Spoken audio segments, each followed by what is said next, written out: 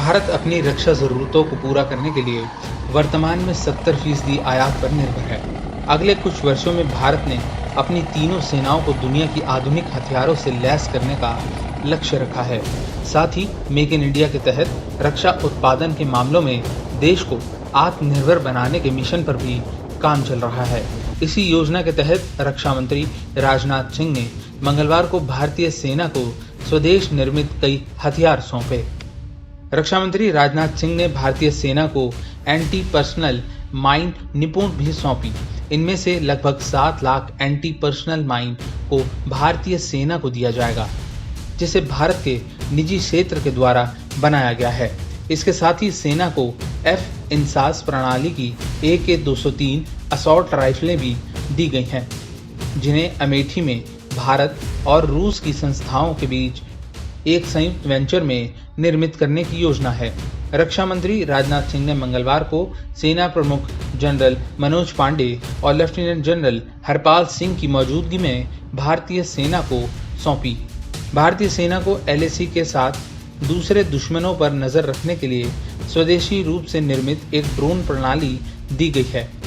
रक्षा मंत्री राजनाथ सिंह ने सीमाई क्षेत्रों में तैनात सैनिकों को स्वदेशी इन्फेंट्री कॉम्बैट की गाड़ियां भी सौंपी। इस दौरान भारतीय सेना के futuristic infantry soldier NA system यानी F-INSAS सैनिक ने नई हथियार प्रणालियों और AK-203 असॉल्ट राइफल सहित उपकरणों की विस्तृत जानकारी रक्षा मंत्री राजनाथ सिंह को दी। भारतीय सेना ने एक मॉडर्न इन्फेंट्री सोल्जर के लिए एक लेथली पावर बढ़ाने के लिए AK-203 असॉल्ट राइफल को इक्विप किया है, जिसका रेंज 300 मीटर है। राजधानी दिल्ली में आयोजित एक कार्यक्रम में भारतीय सेना के engineer in chief lieutenant general Harpal Singh ने कहा, सशस्त्र बलों के लिए हथियार प्रणालियों के स्वदेशीकरण को बढ़ावा देने में मदद करने के लिए भारत सरकार द्वारा पिछले कुछ समय में विभिन्न नीतिगत निर्णय लिए गए। इस दिशा में आगे बढ़ते हुए आज सेना में कई नए स्वदेशी सैन्य उपकरण शामिल किए जा रहे हैं, जिनमें लैंड माइन्स, पर्सनल वेपन्स और इन्फेंट्री कॉम्बैट व्हीकल शामिल हैं। लेफ्टिनेंट जनरल हरपाल सिंह ने मीडिया से कहा, मैं सेना प्रमुख की ओर से आश्वासन देता हूं कि भारतीय सेना किसी भी खतरे से निपटने के लिए पूरी तरह तैयार है, चाहे वह पश्चिमी रेगिस्तान हो या लद्दाख सेक्टर में ऊंचाई वाला स्थान।